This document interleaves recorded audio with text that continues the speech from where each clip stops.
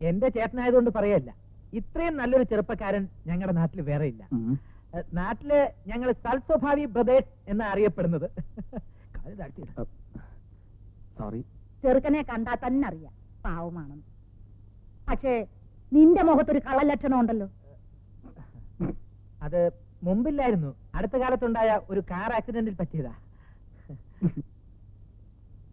എന്താ ഇയാളൊന്നും മിണ്ടാത്തത്? അല്ല, അത് പിന്നെ നാണവാ, ഇതുവരെ തല ഉയർത്തി ഒരു പെണ്ണിന്റെ മുഖത്തോലും നോക്കിയിട്ടില്ല. എന്താണോ ഇത്?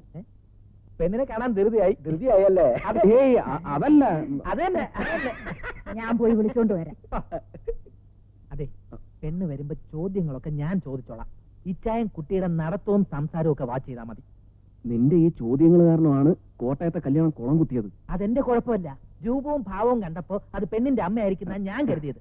സത്യം പറ, അത് അമ്മയല്ല കുട്ടിയാണെന്ന് അറിഞ്ഞപ്പോ ഇച്ചായനൊന്നും ഞെട്ടി.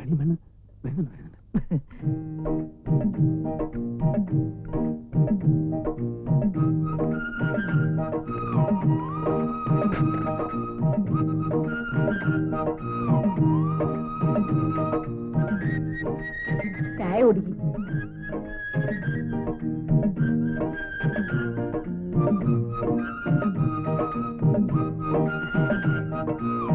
പേരെന്താന്നാ പറഞ്ഞത്? ശാന്തമ്മ. ഏതുവരെ പഠിച്ചു? 4ാം ക്ലാസ് വരെ.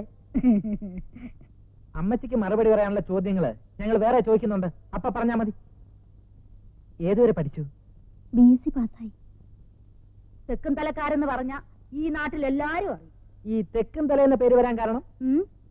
അല്ല, നിങ്ങളുടെയൊക്കെ തലകളുമായി ബന്ധപ്പെട്ട ഐതിഹ്യങ്ങൾ എന്തെങ്കിലും? ഞാൻ വെറുതെ ചോദിച്ചെന്നുള്ളേ ഉള്ളൂ. എവര് കുട്ടിയായിരിക്കുമ്പോ തന്നെ എവരുടെ അപ്പനും അമ്മയും മരിച്ചു. പിന്നെ ഞാനായി അവരെയൊക്കെ വളർത്തിയത്.